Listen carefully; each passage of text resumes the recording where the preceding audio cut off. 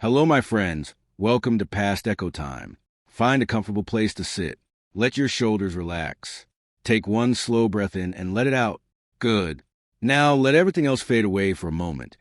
Because tonight, I want to take you into a dark forest on a freezing night where one woman is walking through the shadows, and she is not afraid. Have you ever wondered how someone born with absolutely nothing, someone who was legally owned like property, became the most fearless guide in American history? Someone who escaped from danger once, and then walked back into that same danger, again and again, on purpose, to save people she had never even met? Stay with me tonight, because this story will stay in your heart long after it ends. It is the middle of the night. The forest is black. There is no moon, only the faint outline of trees against a darker sky. A small group of people move through the woods without making a sound. A twig snaps under someone's foot, and every single person freezes in place, holding their breath. Somewhere far away, a dog begins to bark, and their hearts stop beating for a second. These are enslaved people, running toward freedom, toward a life that does not belong to anyone else. And walking in front of them, without hesitation, without a single moment of fear on her face, is one small woman. She does not check a map. There is no map to check. She does not carry a lantern because light would give them away. She simply knows the way, as if the forest itself is whispering directions into her ear. Who is this woman? And how does she know exactly where to go, when one single wrong step could mean death, not just for her, but for everyone walking behind her? Her name is Harriet Tubman. She was born into slavery on a plantation in Maryland, in the United States, sometime in the early 1820s. Nobody wrote down the exact day of her birth, because in that world, the birth of an enslaved child was rarely thought important enough to record. That alone tells you something about the world she was born into. At that time, in that part of America, human beings could legally own other human beings. Enslaved people were not seen as people with rights, dreams, or futures. They were seen as property, the same as a farm animal or a piece of furniture.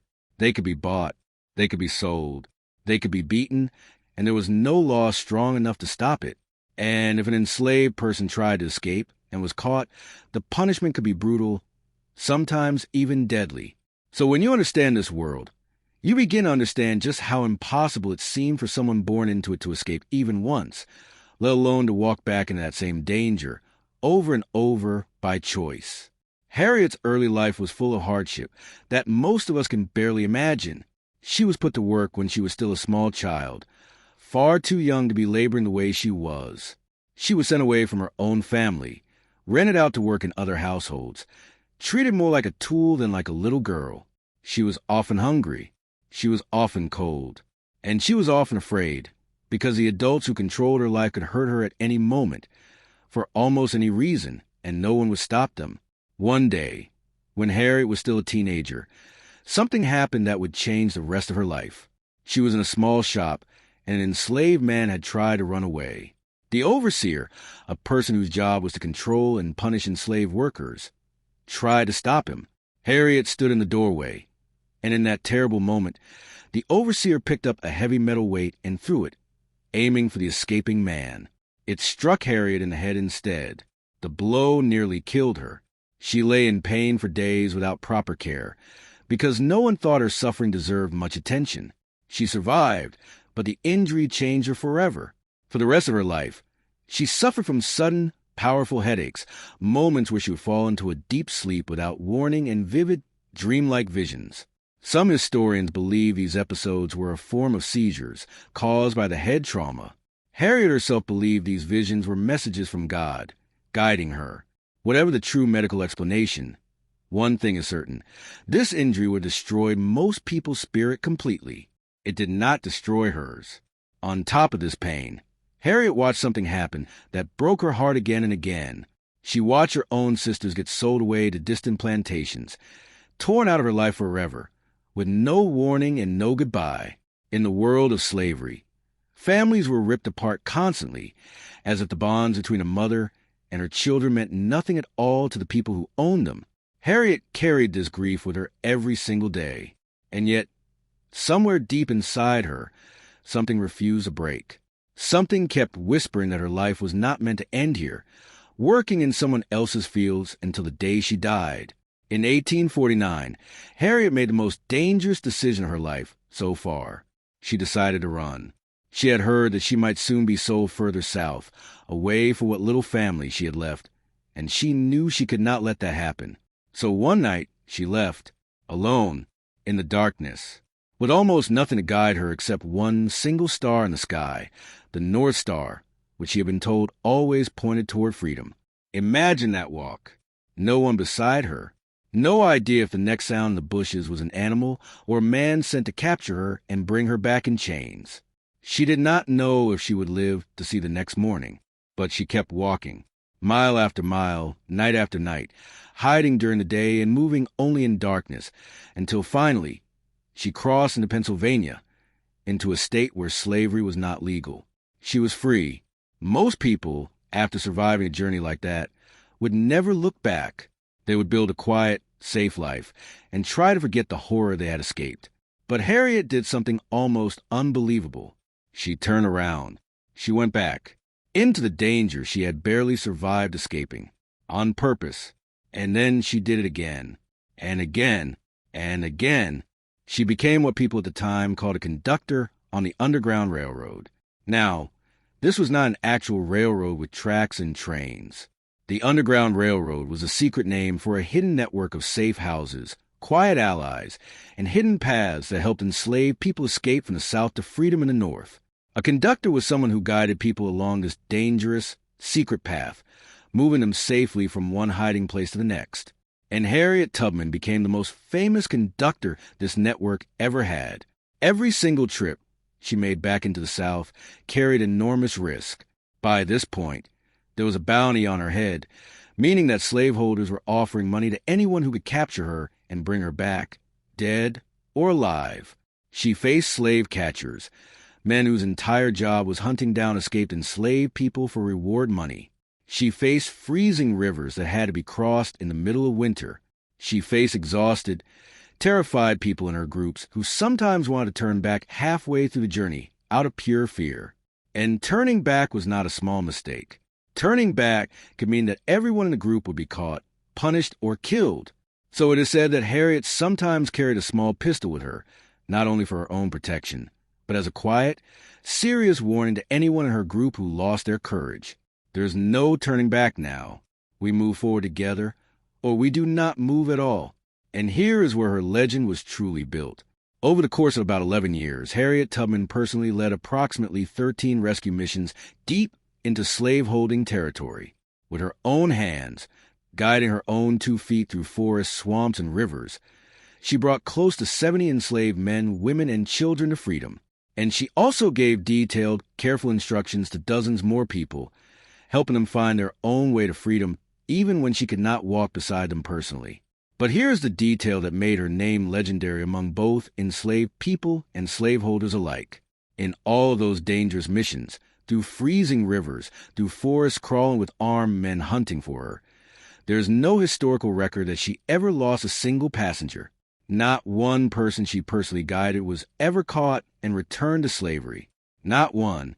She said it herself, in her own simple and powerful words, that in all her years of guiding people freedom, she never lost a single passenger along the way. Picture one particular crossing.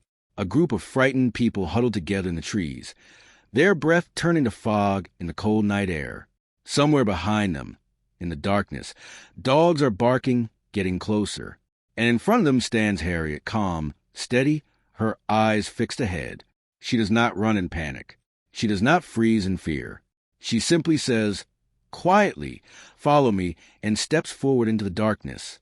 And somehow, impossibly, she leads them through, every single time. But Harriet's story does not end with the Underground Railroad. When the American Civil War broke out, a war fought partly over the question of slavery itself, Harriet offered her skills to the Union Army. She became a scout, someone who gathers information about enemy positions. She became a spy, moving quietly to collect secret information that could save soldiers' lives. She also worked as a nurse, caring for wounded soldiers with the same quiet strength she had shown for years in the forest. Then, in 1863, Harriet Tubman did something that no woman in American history had ever done before. She helped plan and lead an armed military expedition, known today as the Combahee River Raid. Using knowledge she had gathered as a scout, she guided Union gunboats safely along a dangerous river, past hidden explosives, directly toward plantations where hundreds of enslaved people were being held. In a single night, this raid freed more than 700 enslaved men, women, and children. Harriet Tubman had become the first woman in the history of the United States to plan and lead a military operation of that scale. The girl who had once been struck nearly to death by an overseer's weapon had grown into a woman who commanded soldiers on the battlefield of freedom. After the war ended, Harriet did not stop fighting. She spent the rest of her life supporting causes she believed in deeply, including the growing movement for women's right to vote. She became a living symbol of courage, and people across the country began to know her name and to understand, slowly, just how much she had sacrificed for others. Harriet Tubman lived to be an old woman, passing away in 1913, many decades after her final rescue mission. But here's a part of her story that is quietly heartbreaking. Despite everything she had given, despite the hundreds of lives she had saved, despite risking her own life again and again for people she had never even met, Harriet spent much of her later years living in poverty. For years, she had to fight simply to receive the small government pension she had rightfully earned for her service during the war. A woman who had saved hundreds of people was, for far too long, left to struggle quietly on her own. It is one of the most bittersweet parts of her story, a reminder that even the greatest heroes are not always given the comfort and recognition they deserve during their own lifetime. Still, in her final years, she found some peace, surrounded by family and by a community who loved and respected her deeply, who understood, even if the wider world was slow to admit it, that she had changed the course of history. And now, my friend, I want you to sit with this story for just one more moment. Harriet Tubman walked through total darkness, again and again, not knowing exactly what danger waited ahead of her, but she kept moving forward anyway, one careful step at a time. And in a much smaller, much safer way, that is exactly what you're doing right now on your own journey of learning English. Some days, this language might feel like that dark forest, confusing, unfamiliar, a little frightening. You might feel lost, unsure if you're moving in the right direction at all. But I want you to remember this. Every single new word you learn is one more step forward. Every sentence you finally understand is one more step closer to your own kind of freedom, the freedom to speak confidently, to understand the world around you, to connect with people you never could have spoken to before. Harriet Tubman was not fearless in the way we imagine when we think of heroes. She was afraid, many times. What made her different was that she kept walking anyway. She was consistent. She never gave up, even in the hardest, darkest moments. And if you keep showing up, keep listening, keep practicing, even on the days it feels difficult, you're building that same kind of quiet, powerful strength inside yourself. Keep listening, keep learning, keep going. This is PastEcho.